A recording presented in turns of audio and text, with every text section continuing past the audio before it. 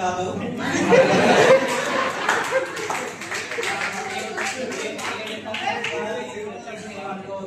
Just ఒక పని కోసం మాత్రమే చేస్తున్నాం.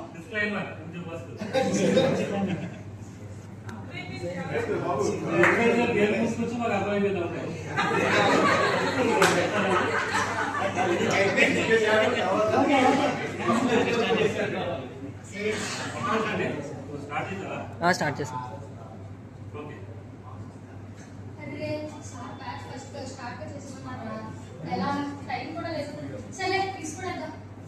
మిక్స్ కొట్టడం ఏంటి, అప్రూవ్ స్టేటస్ ఏంటి, బ్యాచ్ క్లియరెన్స్ ఎక్కడి నుంచి తీసుకున్నారు, ఎవరు చెప్పారు బ్యాచ్ చేయమని, డాక్యుమెంట్ స్టేటస్ ఏంటి,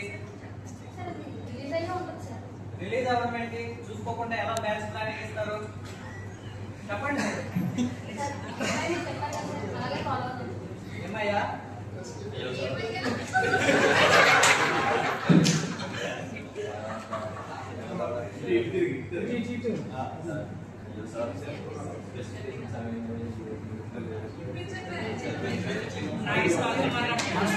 ఏం చెప్పాయి, మనం మీరు ఎందుకు మూవ్ అవుతున్నారు, అసలు ఏంటి, ఏం చేద్దాం అనుకుంటున్నారు,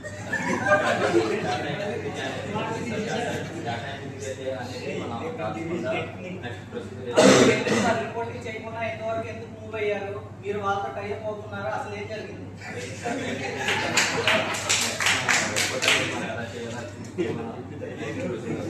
రిపోర్ట్ చేస్తారు కదా. ఒక చిన్న తప్పు వల్ల మనము మన సొసైటీ ఈవెన్ ఒక ఎంప్లాయీ కానీ లేకపోతే ఒక డిపార్ట్మెంట్ లో వర్క్ చేసిన తప్పిదానికి ఒక కంపెనీలో ఉన్న పర్సన్స్ అందరూ కూడా ప్రాబ్లం అవుతున్నారు. ప్రతిదీ కూడా రిపోర్టింగ్ చేసి దాని ప్రకారం ఏదైతే అవుతాం వస్తుందో దాన్ని బట్టి యాక్షన్ తీసుకొని దాని ప్రకారం మూవ్ అవుతాం. ఏది కూడా డేటా అనేది ఈ రోజు కాదు ఎప్పుడు కూడా దాగకూడదు. ప్రతిదీ కూడా మీరు ట్రాన్స్పరెంట్ గా ఉన్నందుకు ఈవెన్ ప్రతి ఒక్కరు కూడా ఉండాలి.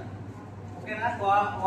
ఒక చిన్న ప్రాబ్లం వల్ల ఈవెన్ పేషెంట్ అనే కాదు, ఈవెన్ ఎంతమందికి ఎంప్లాయీ ఇచ్చిన కంపెనీ కూడా ఒక పర్సన్ వల్ల మిగిలిన వాళ్ళు కూడా ఉపాధి లేకుండా పోతుంది. ఎంతమందికి ఒకే దగ్గర వేరే దగ్గర రావాలంటే కూడా ప్రాబ్లం. అందువల్ల ఓన్లీ క్వాలిటీ అనేది ఓన్లీ ఒక పిఏ బాధ్యత కాదు, అందరి యొక్క బాధ్యత. ప్రతి డిపార్ట్మెంట్, ప్రతి పర్సన్, ఈవెన్ గేట్ దగ్గర నుంచి అవుట్ సైడ్ వరకు ఉన్న ప్రతి ఒక్కరు కూడా ఉంటేనే మన కంపెనీలో క్వాలిటీతో కూడిన ప్రతిదీ కూడా బయటికి చెప్పి మనం అన్ని చేయగలిగితేనే మనం కస్టమర్ నుంచి కానీ లేకపోతే సొసైటీ నుంచి కానీ మనకు పేము నియమం ఉంటుంది, లేదంటే అది పోతుంది. కాబట్టి అందరం కూడా కలిసికట్టుగా నాణ్యత అనేది మనందరం బాధ్యత.